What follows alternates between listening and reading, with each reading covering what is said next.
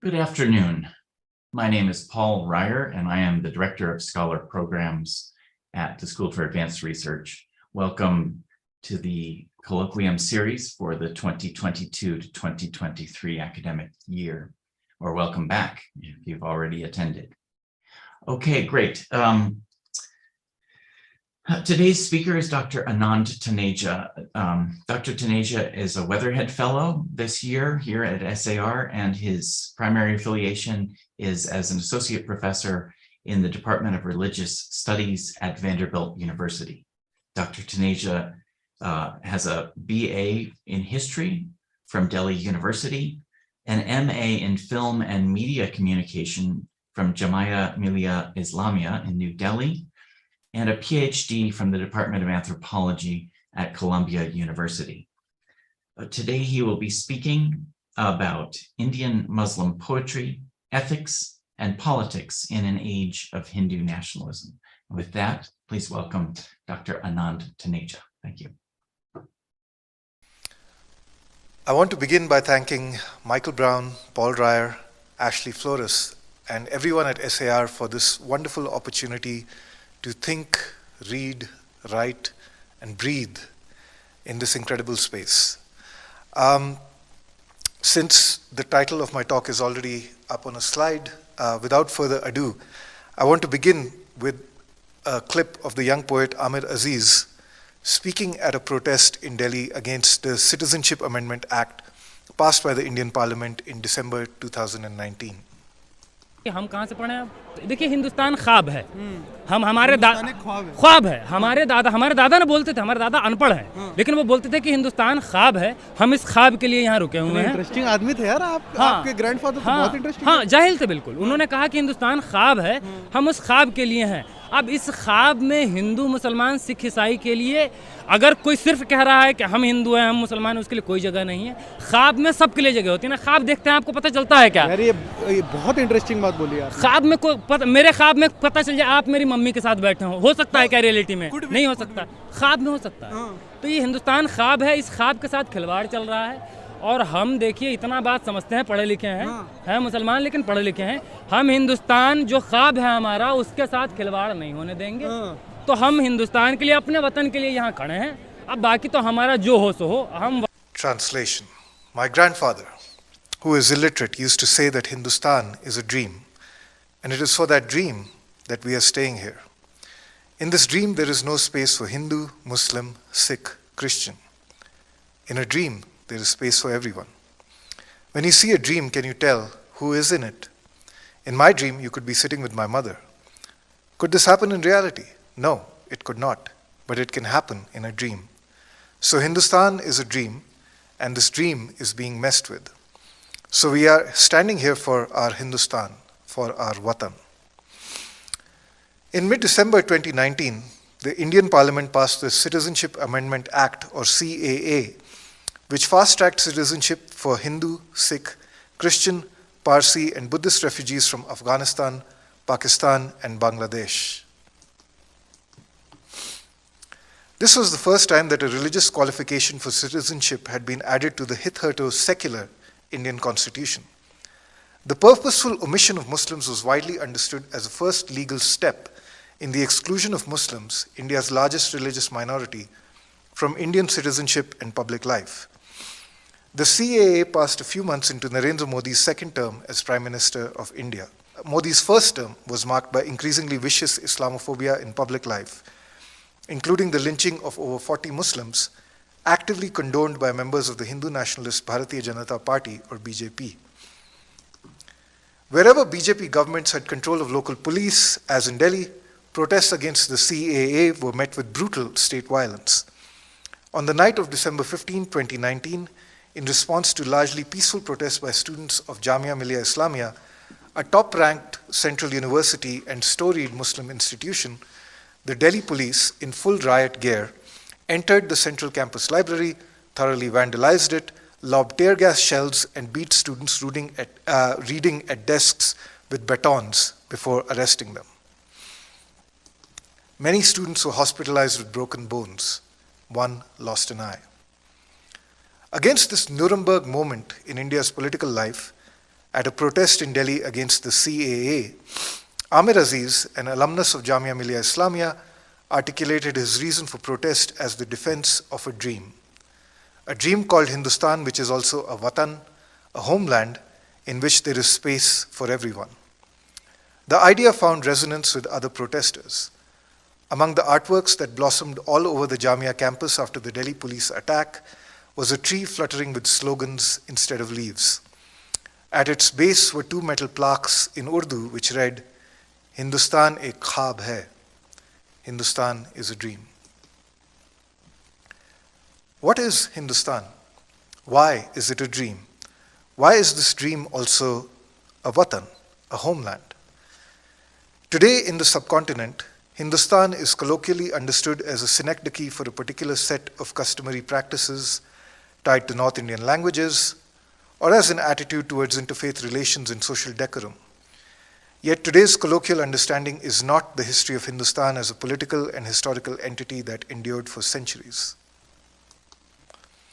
Contesting the truism that South Asia did not have a shared regional identity before the arrival of Europeans, Manan Ahmad Asif has shown that Hindustan, the name by which the Indian subcontinent is referred to in the Indo-Persian historical tradition, was a geographic, social, and cultural construct that created a public, an affect, a desire, a set of characteristics in territory and in the individual self. This idea of Hindustan as a concept, an idea, and a place that contains multitudes of faiths and polities, that was also a beloved Muslim homeland, was violently erased and remade by the colonial historiographic project that rendered Muslims outsiders with enormous and continuing political consequences, including the partition of India. But Hindustan, in the thick sense that Asif explores, flashes up in contemporary Indian Muslim discourse at a moment of danger when all forms of Muslim belonging to the Indian nation state are under assault.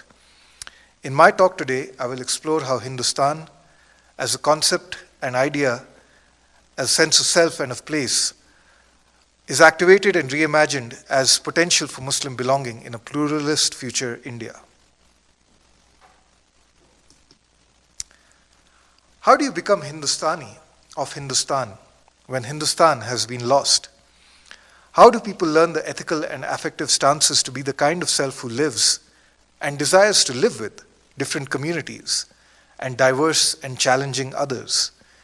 If nationalism is necessarily exclusionary, how do you perform belonging in a different mode?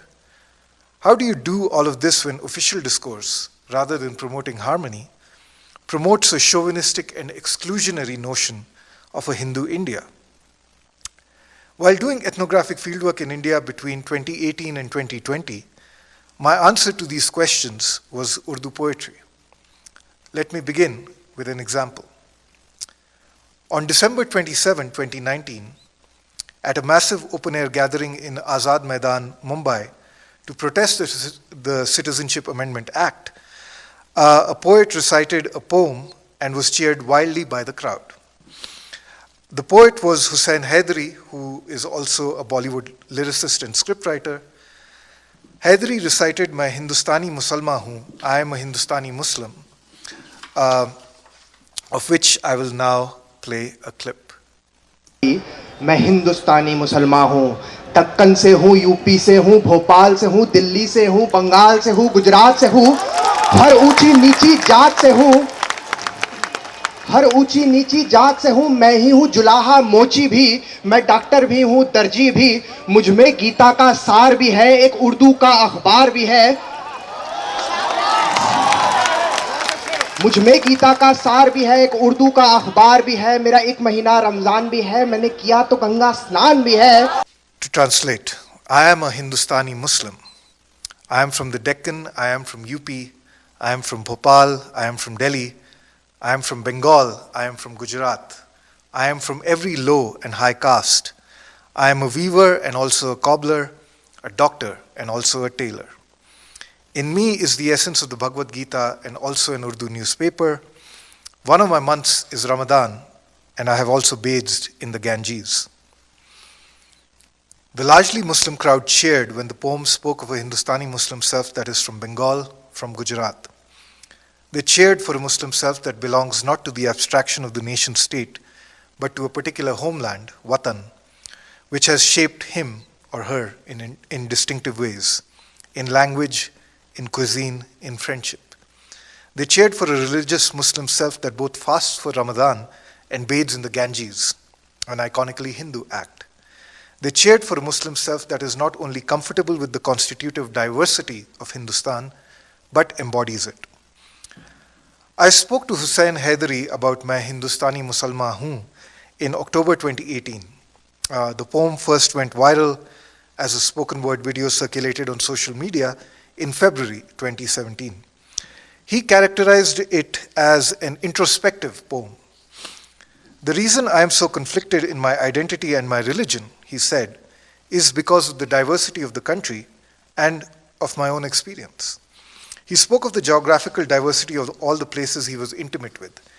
Indore, where he grew up, rural Gujarat, where his mother's family was from, rural Madhya Pradesh, where he went on audits as part of his corporate job before he quit, Kolkata or Calcutta, where he briefly worked, and Mumbai. I learned the Quran because I went to a madrasa. I sang bhajans because I went to Sri Satya Sai Vidya Mandir.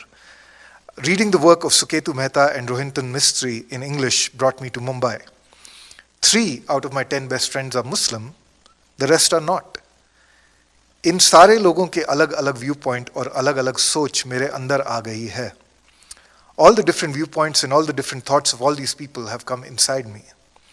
If I belonged to a small town or village in France or Egypt, there would not be such diversity inside me.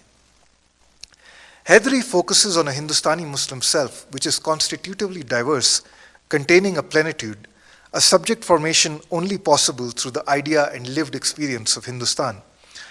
His examining and articulating a heterogeneity of the self came not from a continuous experience of harmonious coexistence, however, but from his own and the larger Muslim community's marginalization.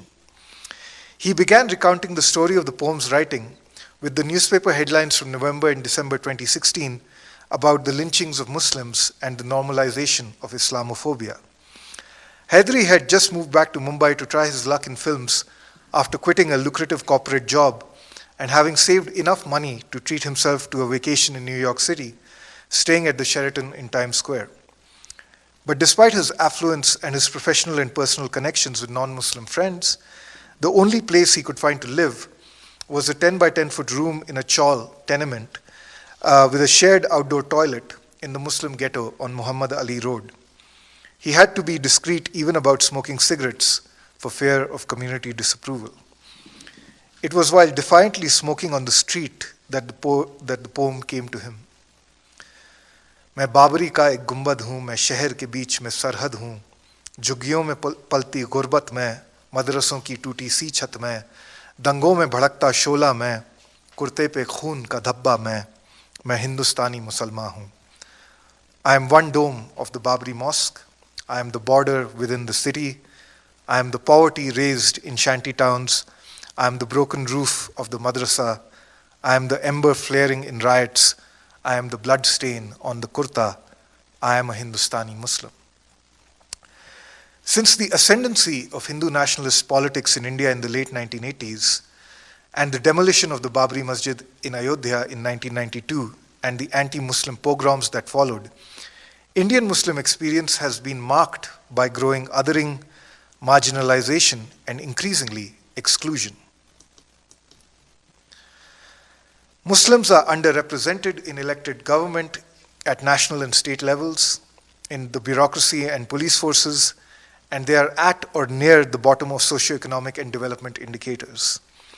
The collective condition that the eye of Hussein's poem experiences is one of disjuncture. The disjuncture between the different stanzas of the poem is the disjuncture between one's sense of self, as deeply formed by this place and its diversity, and how one is perceived and treated by others. If I am so deeply formed by my relations with this land and with the others who make up this land, then why am I socially isolated? Why am I treated unequally? Why am I targeted in riots and lynchings? It is the disjuncture between being Hindustani Muslim and being Muslim in India. Asif turns to the archive of Indo-Persian history writing about Hindustan as a prompt to imagine ways forward that do not yield to the majoritarian present. My contention is that an archive of Hindustan as a political, theological, and ethical idea of Muslim belonging rooted in the diversity of South Asia has long been part of lived Muslim and non-Muslim discourse through the archive of Urdu poetry. Ali Khan Mahmoodabad treats Urdu poetry and the mushaira, or poetic gathering, as an archive of being and belonging, a domain in which Muslim religious and political ideas of selfhood and belonging were and continue to be thought through and negotiated. With deep connections to orality and musicality and links to prophetic traditions and the authority of revelation, Urdu poetry, particularly in the ghazal form, constitutes a mimetic archive, an archive of the past not as past, but past as activatable, past as potential for becoming. A quick note here about Urdu versus Hindi. Urdu and Hindi are linguistically and grammatically the same language. However, there are crucial differences. One of the most important being the difference of script. Hindi is written in an Indic script called Devanagari. Urdu is written in a modified version of the Arabo-Persian script. And the other difference is in literary vocabulary. The higher literary vocabulary of Urdu and Hindi tends to be different. Urdu draws on Persian and Arabic vocabulary as well as vernacular Indian languages, whereas what is called Shuddh or pure Hindi draws largely on Sanskrit. In North India before 1947, which is the partition of India, partition and independence of India, and Pakistan, in North India before 1947, Urdu was the dominant language of the public sphere, at least in North India. Urdu is, however, associated with Muslims, and this association removed it from the educational priorities of the Republic of India in post-colonial India.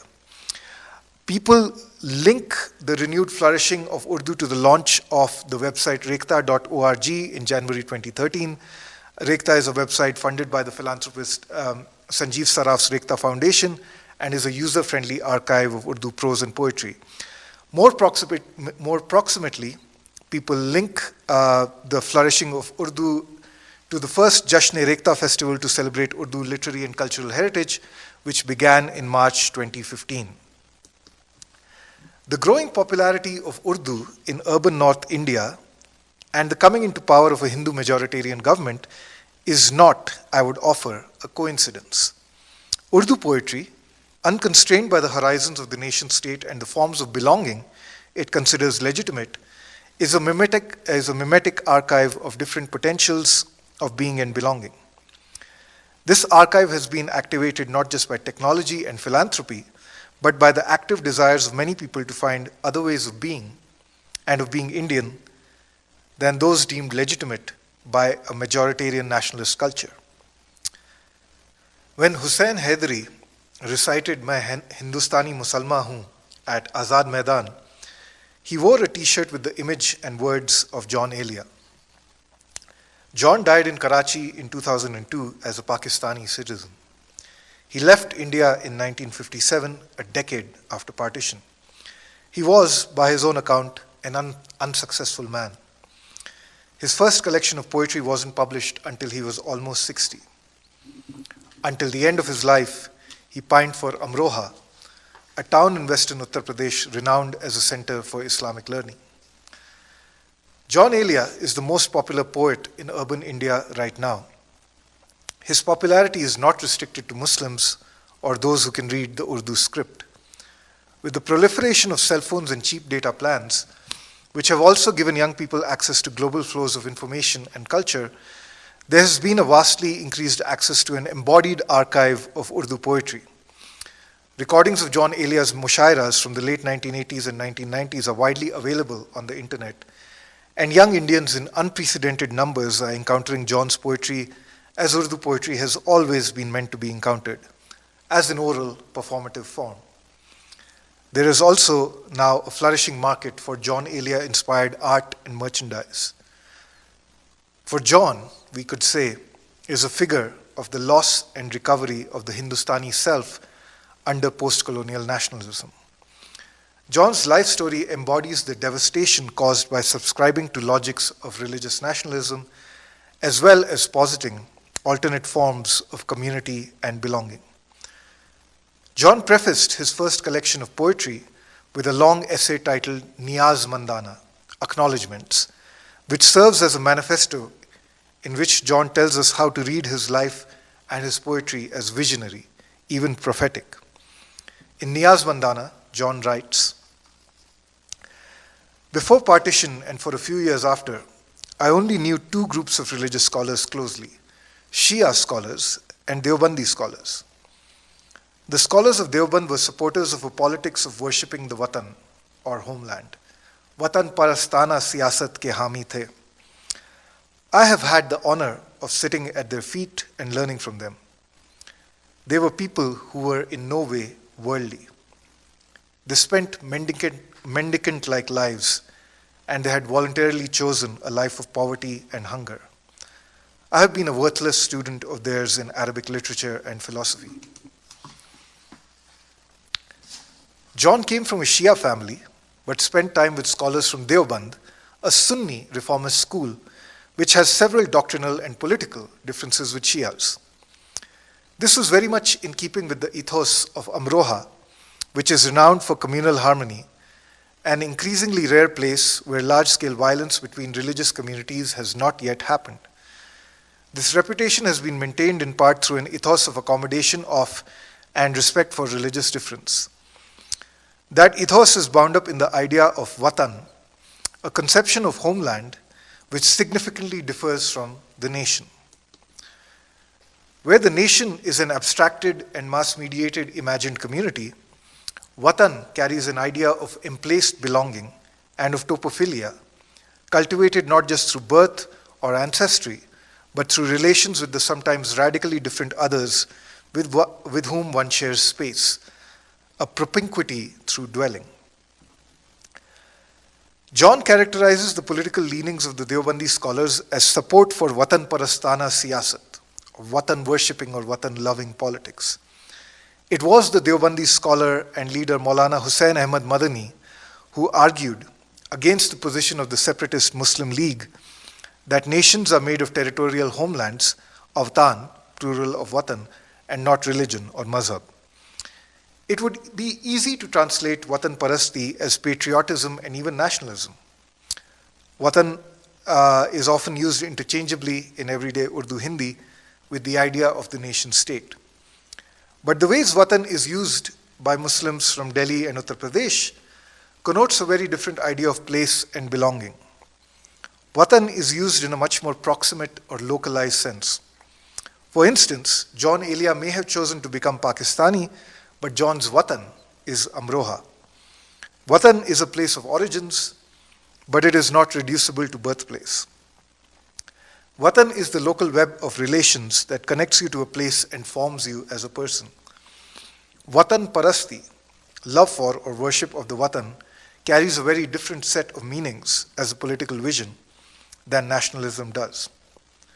John writes, "I was born in Amroha, the heart-attracting city full of secrets in the doab of the Ganga and Jamuna rivers. In Amroha, since who knows when, a saying has been popular. Amroha shehre takht hai, guzran yahan ki sakht hai, jo chhode wo kambakht hai. Amroha is the city of the throne. It is hard going here. One who leaves is an unfortunate wretch. I do not know if others felt themselves to be unfortunate wretches after leaving Amroha, but I, Behrhal, anyway." The ellipses that John Elia leaves in the text are more than filled up by the stories told about him. In these stories, John is haunted by his choice to move to Pakistan. In one story, John meets some acquaintances visiting Karachi from Amroha and eagerly asked them for news from home. "And what's up with Chote Mian?" John asked the visitors. "Oh, he's dead. There was a scuffle on the street, and he got hit on the head by an adha, a half brick, and died." John starts weeping. His visitors assumed he was grieving Chote Mian's death. "It's not that," John told them. "It's just that it's been years since I heard the word adha. No one says it in Karachi." In another story, when John goes back to Amroha after years away, he cannot stop kissing the walls and doors on every street he passes in his old neighborhood. In the play Jannat se John Elia from Heaven, based on a humorous essay by Pakistani satirist Anwar Maqsood, written by Azhar Iqbal, Swapnil Tiwari, and Ankit Gautam, all of whom belong to the new generation of Urdu poets, and first staged in Delhi in 2017, the arc of the hitherto comic play ends with John in heaven weeping for the banks of the Ban River and the childhood he left behind in Amroha. "अब तो यहाँ के मौसम मुझसे ऐसी उम्मीदें रखते हैं जैसे हमेशा से मैं यहीं हूँ गंगा जी और जमुना जी। अमरोहे में बान नदी के पास जो लड़का रहता था, अब वो कहाँ है? मैं तो वहीं हूँ गंगा जी और Jamuna ji." Now the seasons here have such expectations of me, as if I have always been here, Ganga ji and Jamna ji. The boy who used to live in Amroha by the Ban River, where is he now? I am still there, Ganga ji and Jamna ji. By addressing the rivers Ganges and Yamuna by the honorific ji, John signals his longing for and belonging to the lost geography of Hindustan, where these rivers are considered sacred. John's poetic portrayal of his selfhood and his popular biography, both which he actively curated and explicitly linked to a political stance, offer a lesson in political theology and a response to the movement of majoritarian nationalism. Don't be John. Don't be the unfortunate wretch who chose the promise of religious nationalism, in John's case the promise of a Muslim nation, over the relations of Watan. For John, unlike others, had a choice. He left 10 years after partition from a city which never saw communal riots. No one knows quite why, but a failed love affair is often hinted at. A breakdown in lived relations precedes the exile. Through the popularity of John's poetry and persona, a Deobandi theological position for territorial belonging in Hindustan has become part of secular North Indian public culture. I want to turn to a conversation with Deobandi scholar and thinker Maulana Abdul Hamid Nomani to think about how a spiritual and intellectual tradition, which long espoused the idea of Hindustan as a Muslim homeland, has responded to Islamophobic majoritarianism in contemporary India. This conversation illustrates how deeply an ethics of relationality underlies the Muslim understanding of belonging in India. Maulana Nomani's critique of Hindutva was based on the harm it did to interpersonal relations in a constitutively diverse country. The Indo-Persian historical tradition that wrote of Hindustan was deeply engaged with Sanskrit intellectual traditions and texts such as the epic Mahabharata. Maulana Nomani's critique of Hindutva was also grounded in close engagement with Hindu scripture. He teaches classes on Hinduism at the Darul Uloom Deoband Seminary. It began as a critique of Ram, the Hindu god king, who happens to be a centrally iconic figure in the Hindu nationalist imagination, through the story of Sita, Ram's wife. Maulana Nomani explained that on the world level, Vishwa Star par, 3 women are considered adarsh, pious moral ideals: Maryam, Mary; Aisha, who was one of the Prophet Muhammad's wives; and Sita. Accusations were made about the moral character of all 3. In the affairs of Mary and Aisha, matters were cleared up. This didn't happen with Sita. So in the Ramayana, Sita is captured by the Devan king Ravan. She's abducted. Ram accepts her back after defeating Ravan, but only after an ordeal by fire to prove her purity. But a few years later, he exiles her again after overhearing bazaar gossip.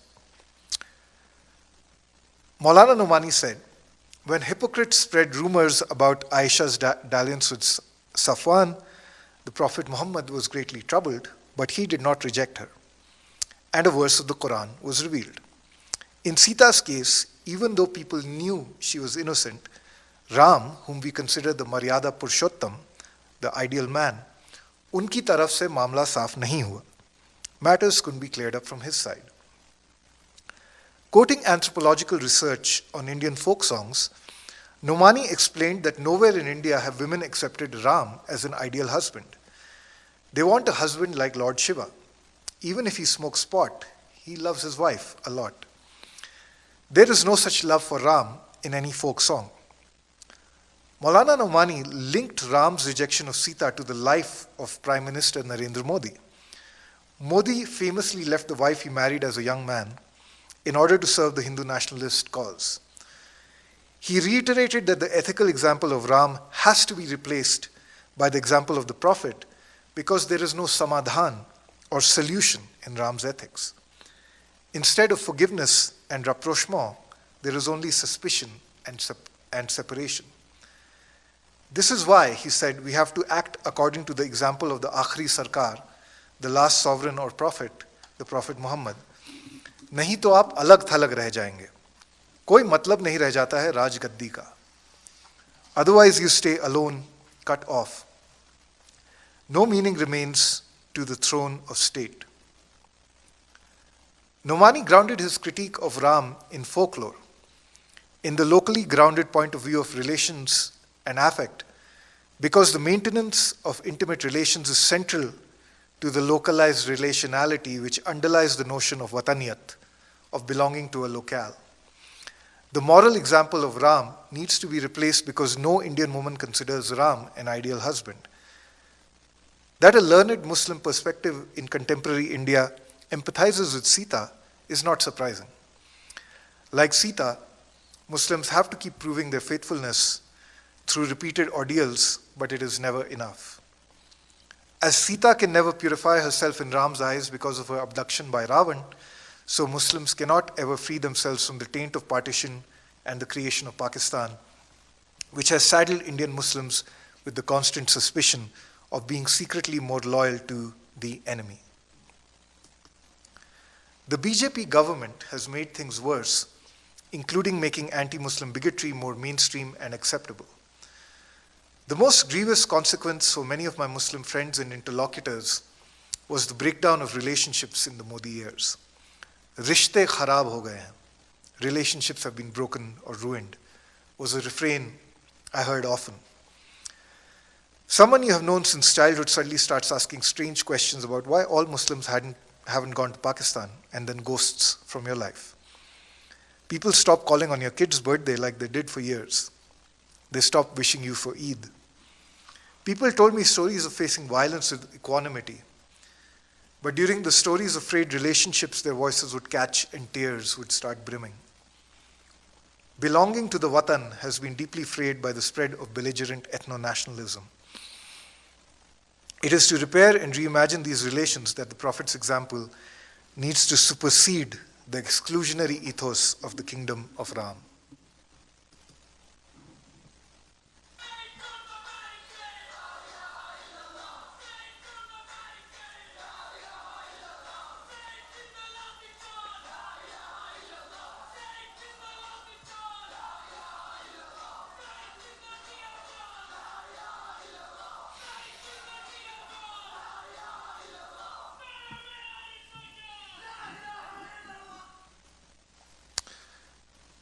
In December 2019, a short video started trending on Twitter and Facebook. It was made in Gulbarga, northern Karnataka, during the countrywide protests against the Citizenship Amendment Act. Young men energetically marched down a street at the head of a large crowd, rhythmically clapping their hands and chanting slogans in a call and response pattern. Much media attention focused on the phrase La ilaha illallah, which is part of the Muslim confession of faith. there is no God but God. This caused consternation even among protest supporters, Muslim and non-Muslim alike, who saw this as bringing religious identity to prominence in protests which were about maintaining the secular character of India. The politician Shashi Tharoor from the secular Indian National Congress tweeted, "You can't fight Hindutva communalism by promoting Muslim communalism." In all the commentary about this video, little attention was paid to the interrogative phrase, "Tera mera rishta kya?" What is our relationship? While sharing its cadences with a slogan that was part of Muslim separatist discourse, Pakistan ka matlab kya? La ilaha illallah. What does Pakistan mean? There is no God but God. It asks a new question, not about the meaning of a state, but about the nature of intimacy. What is our relationship? Tera mera rishta kya? It points us to an important aspect of Muslim activism in contemporary India, the radical reimagination of relationality across divides and differences in both intimate and public life. वो जिनकी माओं की आधी दुआ कबूल हुई, वो जिनका जिस्म तो घर आया सर नहीं आया. Those whose mothers' prayers were only half accepted, those whose body came home but their head did not. In the fragmented evocations and dark imagery of this 2018 Sher by young poet Imtiaz Khan, there is something of the dread and anxiety that Hindutva, as a regnant political ideology, has folded into everyday life, particularly in the relations between mothers and sons. Mothers pray constantly for the safety of their sons because young Muslim men are particularly vulnerable in Modi's India. There are mothers whose sons have disappeared from college campuses, mothers whose sons have been lynched while transporting cattle, mothers whose sons have been stabbed to death on commuter trains for being visibly Muslim. Publicly mourning these losses became a powerful mode of questioning and challenging the government. Shared participation in grief became an occasion for building new relationships. On October 15, 2018, I was at a march in central Delhi organized by United Against Hate, a broad-based coalition of Muslim and non-Muslim groups and individuals ranging from the Islamist Jamaat-e-Islami to left-wing student groups. The rally marked the second anniversary of the disappearance of Najib Ahmed, a student at Jawaharlal Nehru University, who vanished from campus on October 15, 2016, after an assault by Hindu right-wing students the night before. Najib's case remained unsolved, but the police and university administration were widely understood as complicit in a cover-up. The march was advertised as on the call of Fatima Nafis and Radhika Vemula. Fatima Nafis is Najib's mother.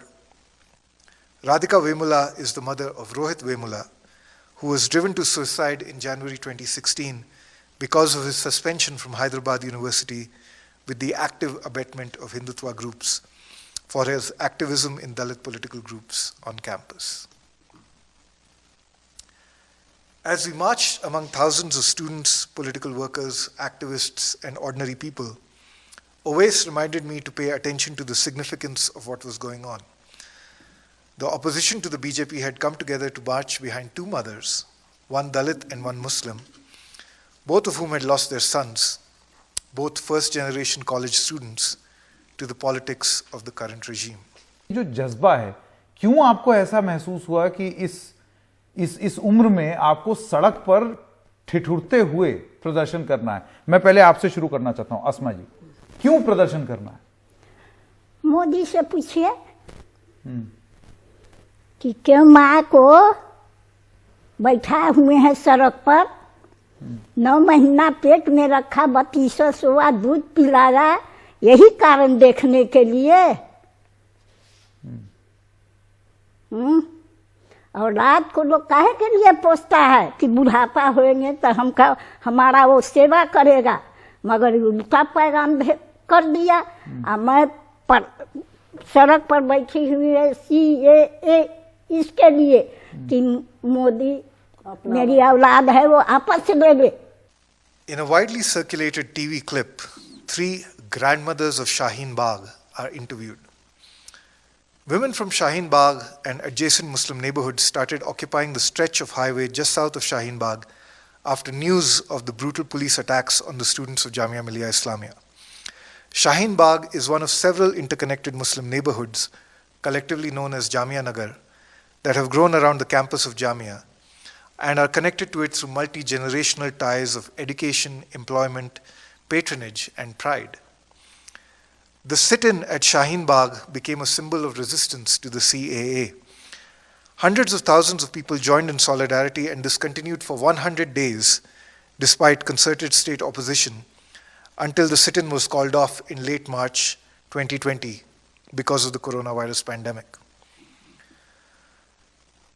Why do you have to demonstrate outside in Delhi's coldest recorded winter? The anchor asks. Asma Khatun, the 90-year-old Dadi or grandmother, answers, ask Modi why he has made his mother sit out on the street. Is this why we kept him in the womb for 9 months and fed him with milk? People rear children so that they can take care of them in their old age, but he comes with a completely different message. This is why I am sitting in the street, so that Modi, who is my child, takes the CAA back. Even with the poisonous knowledge that the government is targeting Muslims through the CAA and the NRC, and the blatant Islamophobia and viciousness of the Delhi police attack on the students of Jamia, a relationship was asserted rather than foreclosed.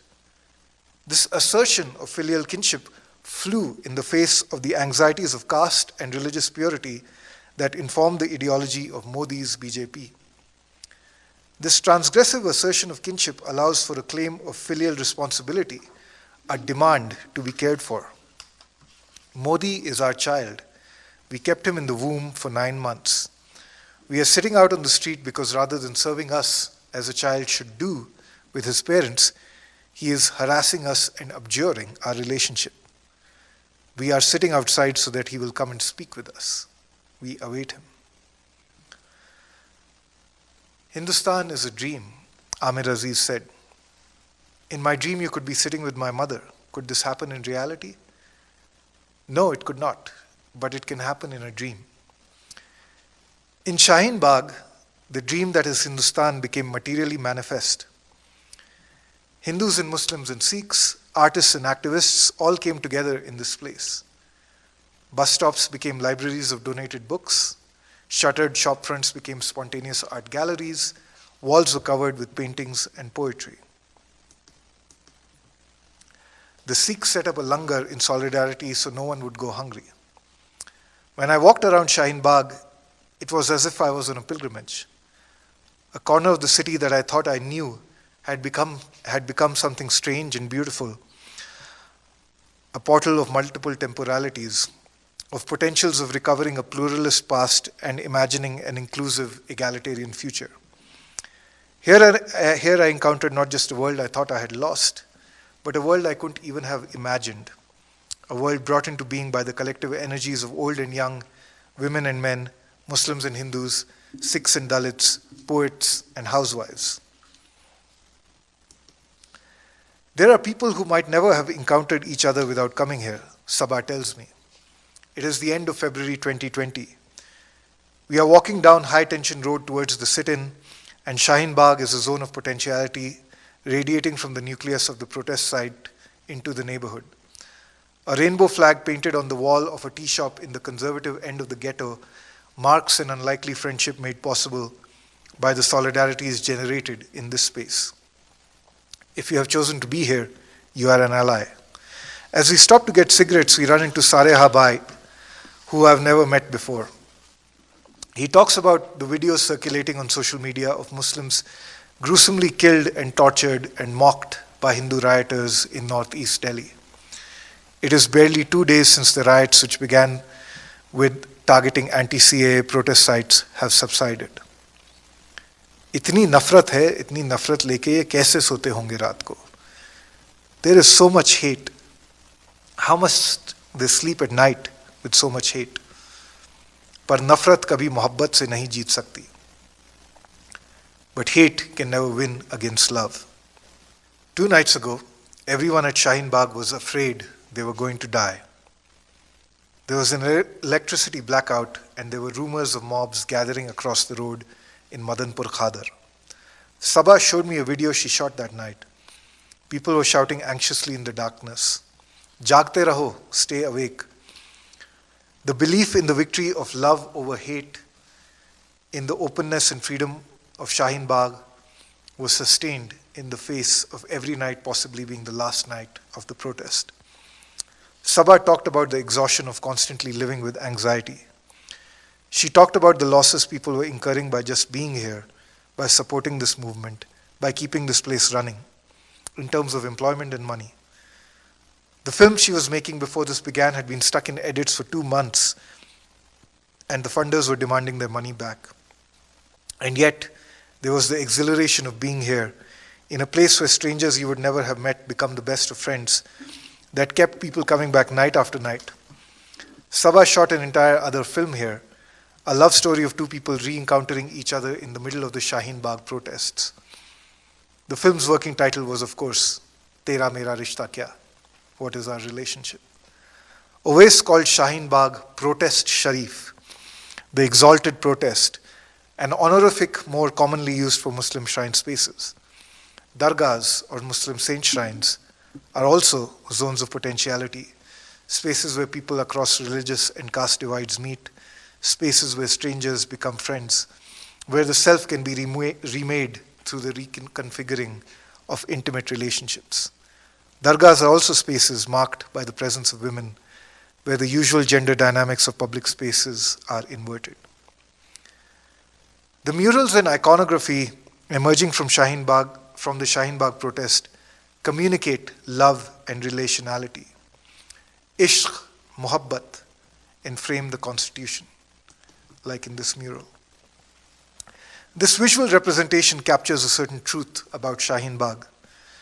Those who stood up in defense of the secular nature of the constitution of the post-colonial Republic of India were drawing on a far older ethical and political tradition, one central to the life of diversity in pre-colonial Hindustan.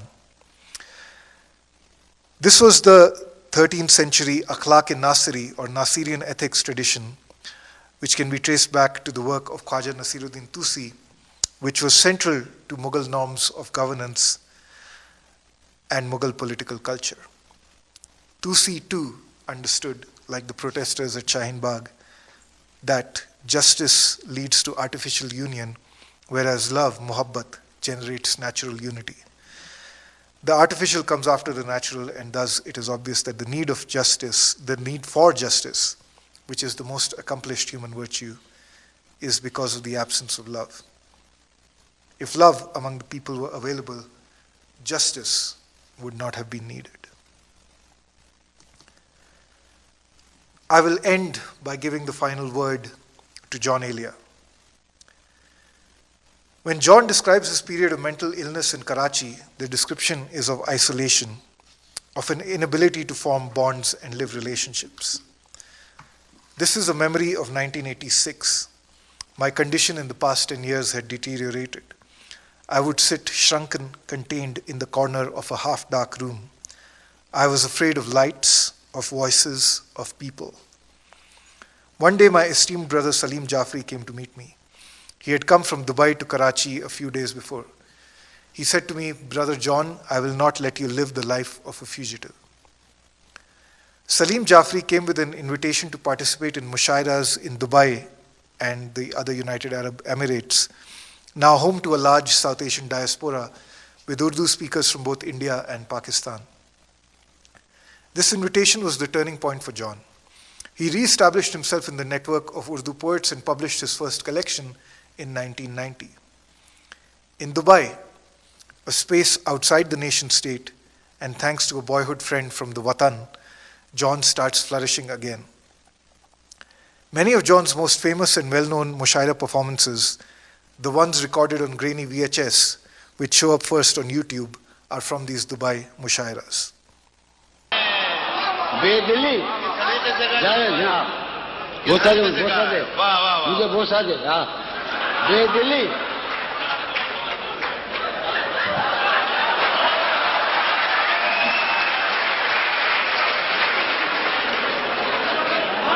जरा दो बेदिली क्या यूं ही दिन गुजर जाएंगे। मैं असली से तमाम से पढ़ रहा हूँ कि दुबई है, ये मेरा मोहल्ला है, ये मेरा लाहौर है, मेरा लखनऊ है, मेरा अमरोहा है, मेरा कराची। तो मैं जो भी हिमाकतें करूँ तो आप माफ कर दें। मैं शायर हूँ, मैं कोई बैंक का डायरेक्टर नहीं हूँ।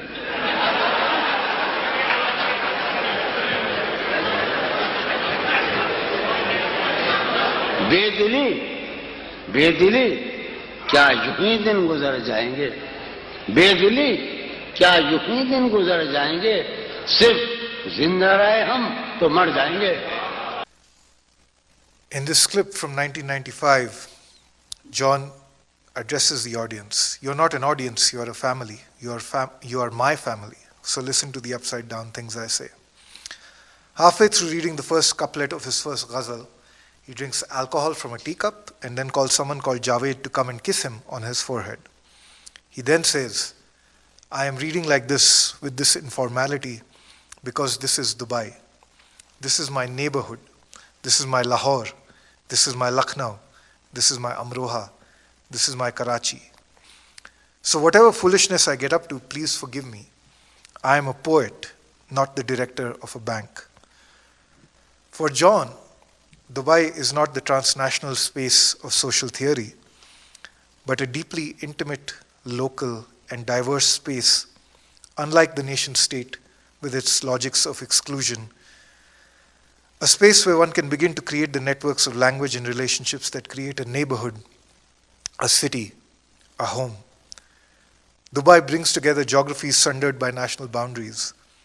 Lahore and Lucknow, Amroha and Karachi.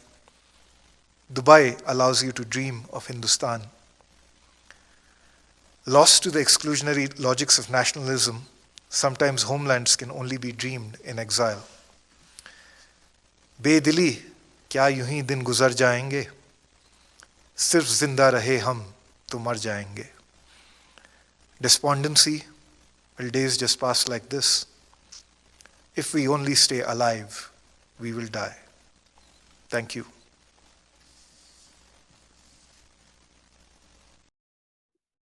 Wow, that's very affecting talk. I might need a minute to catch my breath. Anand, thank you.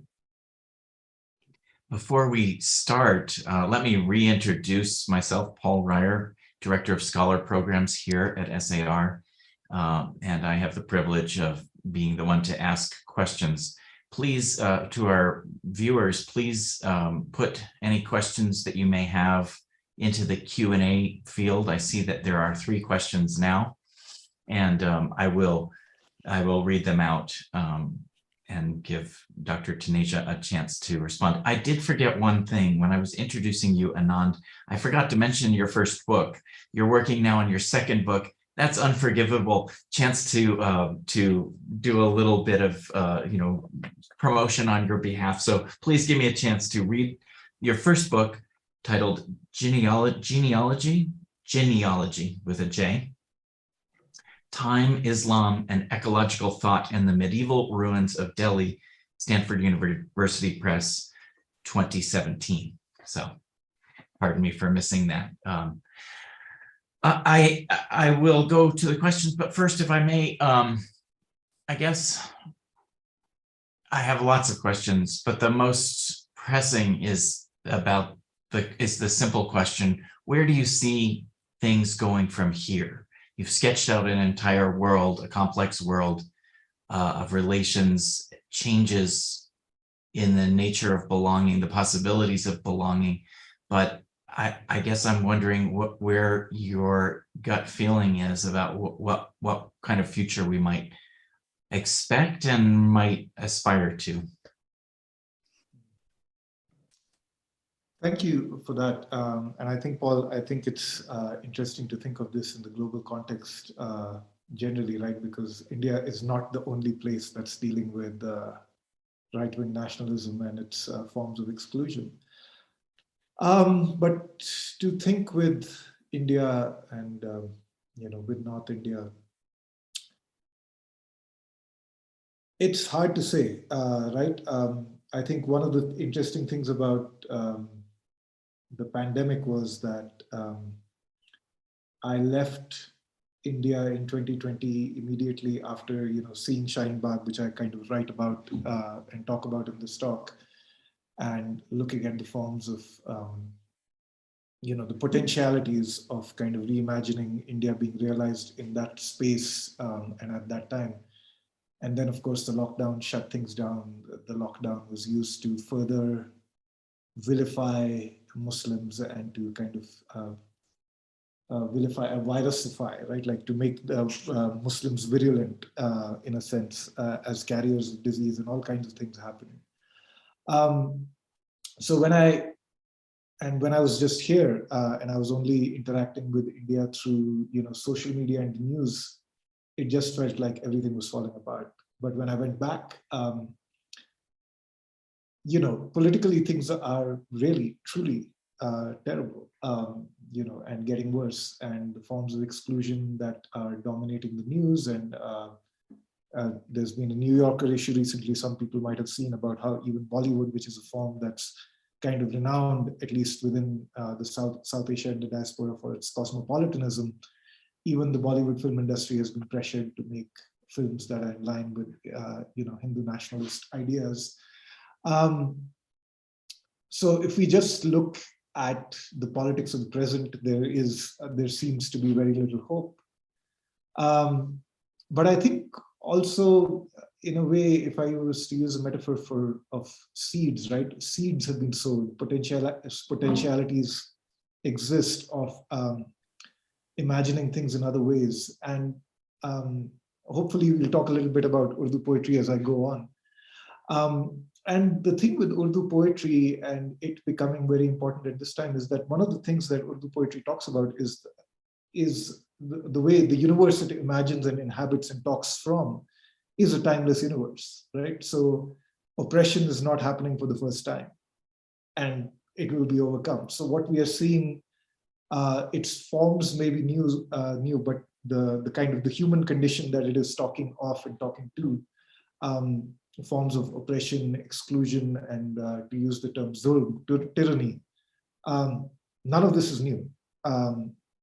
And the ways in which human societies have kind of dealt with it are probably not new either. I think what will be interesting to see is how those, the not new things, forms of human solidarity and connection take new forms. And, what happens, I think, again, we have to think in the long durée, because pretty much everyone, I've been listening to the interviews I did back in 2018, and people were then saying that, these guys are not going to go out of power for the next 15 years, right? So people already they were not imagining that things would change in 2019 with the next electoral cycle. People were like, okay, things are going to be bad. There's going to be a generational level of darkness. And then what do we do after that, right? So we already have to keep planning for that. And that level of planning needs work on a very much more everyday rather than grand political scale. So. Yeah, so the seed metaphor is a good one. Yeah. Let me turn to, thank you. And let me turn to some of the questions that are coming in because there's some good ones. So I will read them out. You can see them on your screen as well. The first from Omar Rifat, and I hope I'm pronouncing the name correctly. Given your deep experience of both Indian and American societies, do you see parallels with the sense of lost watan in both the contemporary social and political situation in this country? I presume meaning the US. Yeah.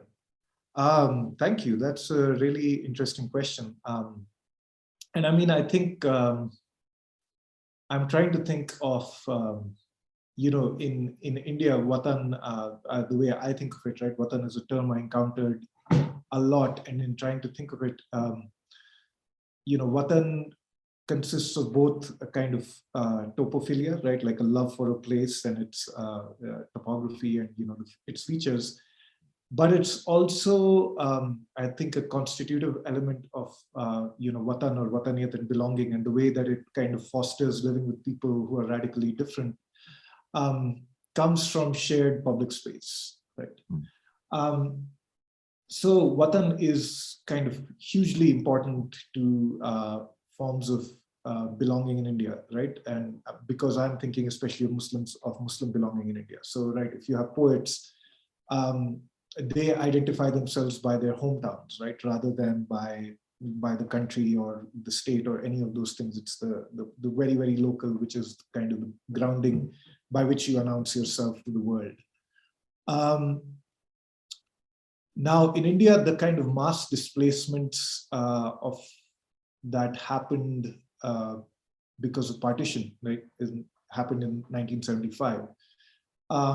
Right, that is the first time that you have, not the first, I mean, I'm obviously speaking very broadly because exile is not a new fact in the world, but the first time you have, again, broadly speaking, the idea of nationalism, right, the imagined community of the nation, trumping the idea of localized belonging or watan, and, you know, making people do mass migrations. In the United States, of course, you have a much longer history of forced migrations and of people losing, I guess we can call it watan. I'm thinking of, for things like the Trail of Tears. When I'm not inside of, I come here from Nashville, right? I come here from Tennessee, which is a state which has seen, which is through which basically saw a massive amount of the tragic removal of people. And so in this country, we have a lot more of, I mean, again, speaking broadly, the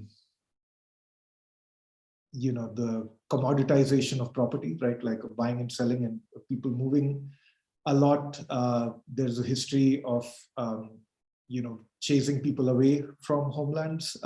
There's a history of genocide and slavery. That being said, the possibility of making home remains of the two things I said, of topophilia and creating shared public spaces. I mean, in a place, to speak entirely of my personal experience, which in the United States is not that deep. I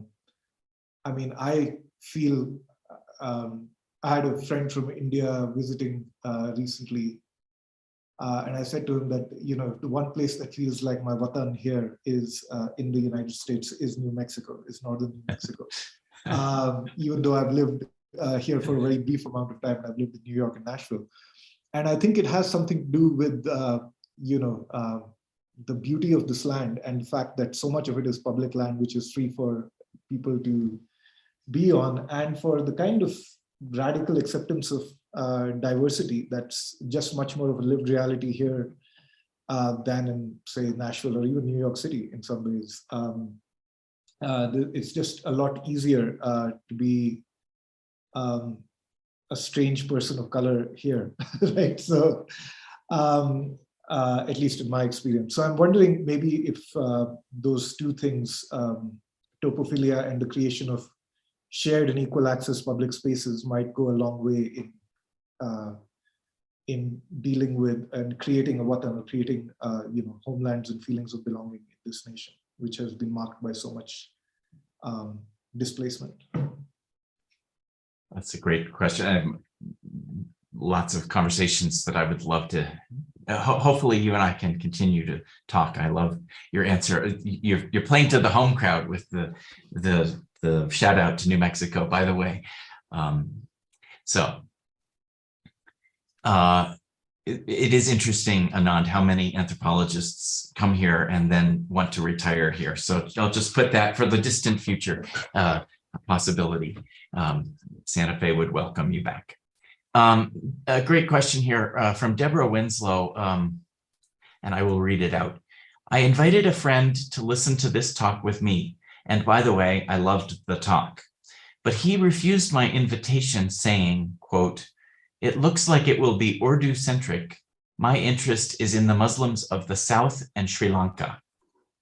So my question, this is Deborah's question, not mine, is the view of Modi, of Hindustan, from the South so different?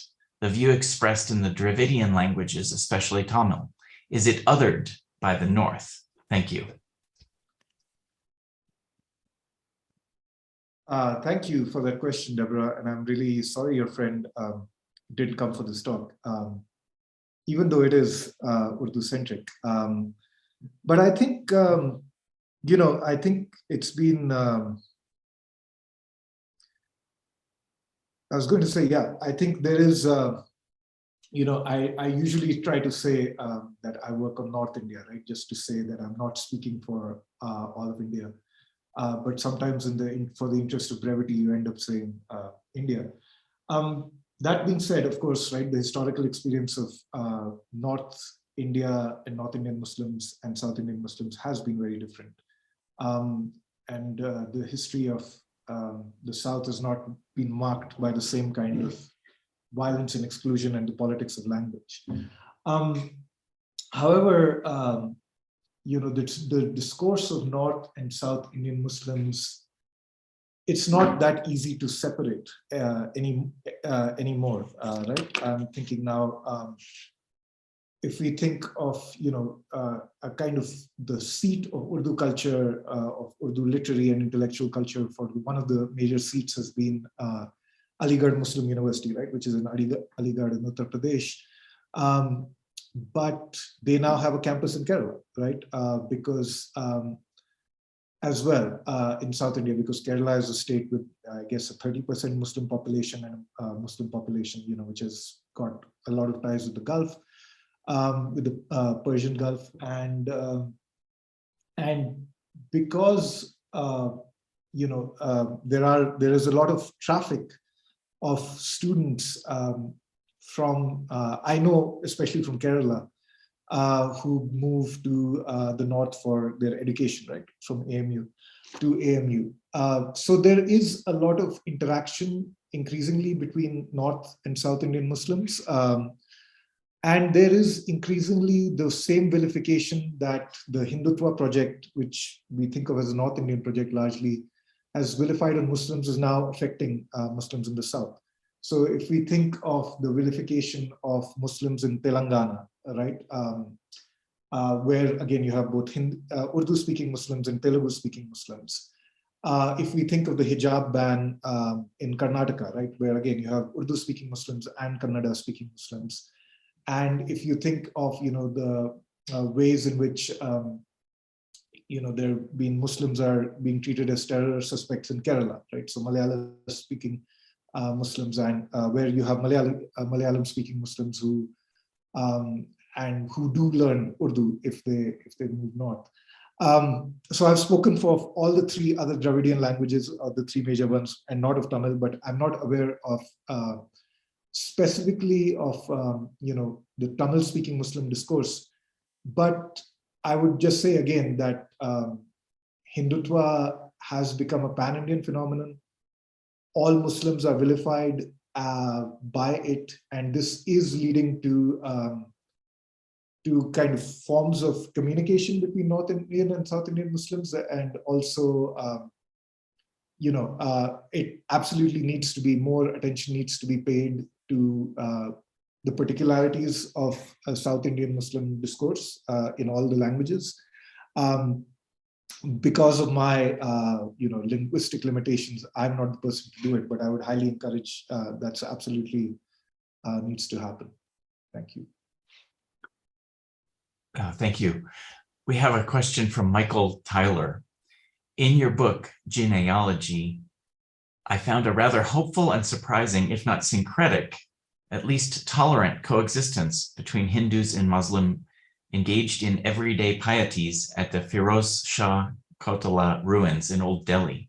This included the near deification, or jinn sainthood, of Urdu poets, specifically Ghalib. Can you speak a bit about this? Okay, thank you for your question, Michael.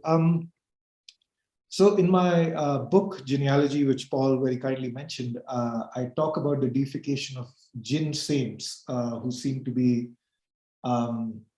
who are, at least I talk about in the book, right, that the reason for the deification of these saints may be the ways in which they open up alternate potentialities of relating to the past, right, other temporalities, as opposed to the post-colonial time, desired by the government, which wants to forget everything before the nation state coming into being in 1947. The deification of Ghalib as a saint is separate. I don't talk about it in that book. I talk about it in an article that was published in 2020, in which Ghalib, who's a major 19th century poet in Urdu, who often considered the Shakespeare of Urdu, increasingly he is being talked about as a saint and treated as a saint in popular discourse in Delhi, in Urdu discourse. And of course, this is a play on his own poetry, where he talks about, that these matters of tasawwuf, of Sufism, your speech, Ghalib, we would consider you a saint if you weren't a drinker, right? So he says, oh, you could think of me as a saint, except that I drink, so you can't. But that kind of qualification seems to be lost, not lost, but ignored in contemporary Delhi in 2020. So now, so this kind of deification of Ghalib and this prominence of Ghalib in public life is something that I think about in the current project, right, where I'm thinking about the revival of Urdu in contemporary North India, among Muslims and non-Muslims, right? It seems to be a part of that. And I think what is interesting is that we think of modernity as being, if we follow like the Kantian kind of genealogy of the modern, as with this we've finally left our knowledge and the Enlightenment man. This modernity is what brings us freedom from tradition. If you look at the way in which Ghalib is celebrated in North India today, and not just by Muslims, what is interesting is this figure from the past is the one who holds open the potentiality of free thinking, of being free in the face of economic deprivation, of societal mores, of religious obscurantism, of nationalism, precisely at a time where modernity brings us the kind of stultifying and rigid kind of ideologies of Hindu nationalism, right? So in the face of Hindu nationalism in the contemporary moment, it is this figure from the past who holds up the possibilities of human freedom, this figure of the Urdu poet. And I think that is fascinating, right? That the sainthood of Ghalib is tied up with the possibility of what an exemplary human life looks like. And that comes from a figure who's at the cusp of pre-modernity and colonial modernity, rather than from a figure of modern nationalism. So, thank you. We have a question here which really overlaps a little bit with mine, but I'd like to read it. It's from Sudha Choldin. Can you see a roadmap out of the tragedy that is Modi's India? That's a really good question, right? And I think it also gives me an opportunity to go back to your question, Paul, and think about it in some ways.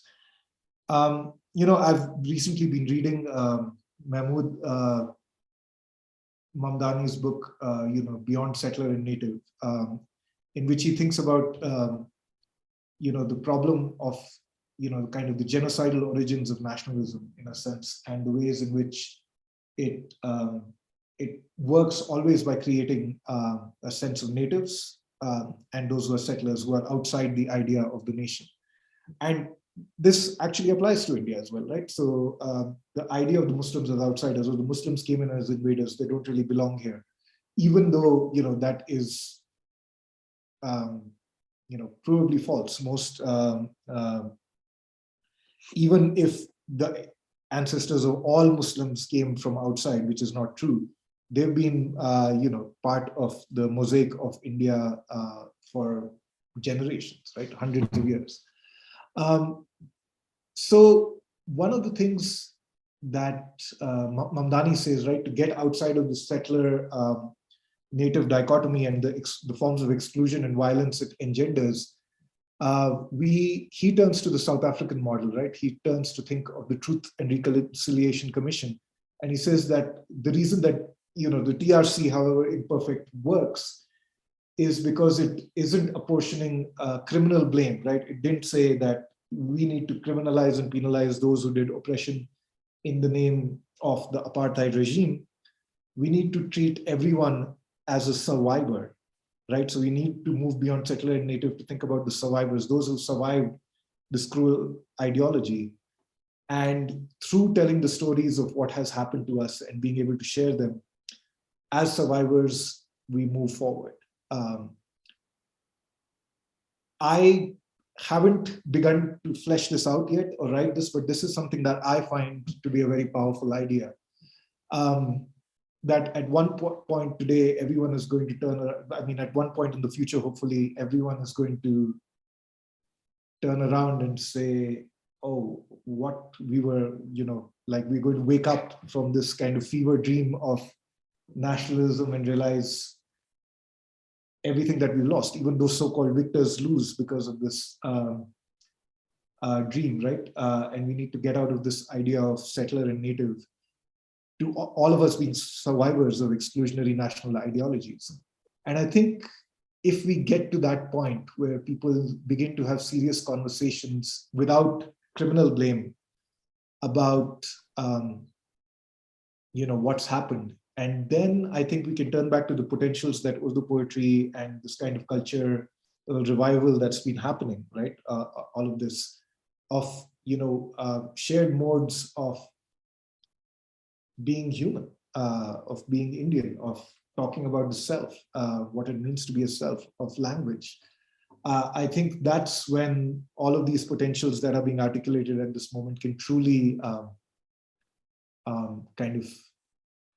get traction. But before that, we need to, there'll be a lot of hard work that will need to be done. And I don't know what the political roadmap looks like, right? I think the problem is that we keep talking about,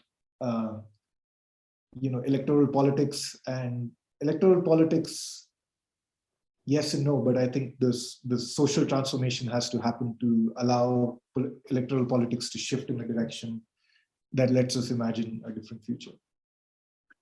And not only in India, yeah, globally, yes, I think you're speaking now about the entire globe. And I think that's also an interesting elaboration on the question, because Modi, obviously there are very, very particular things that come from South Asian history that specifics to Modi and to the moment in India, but there's also a global moment. There are other Modi-like figures in the world, whether it be Trump or Bolsonaro or Orban.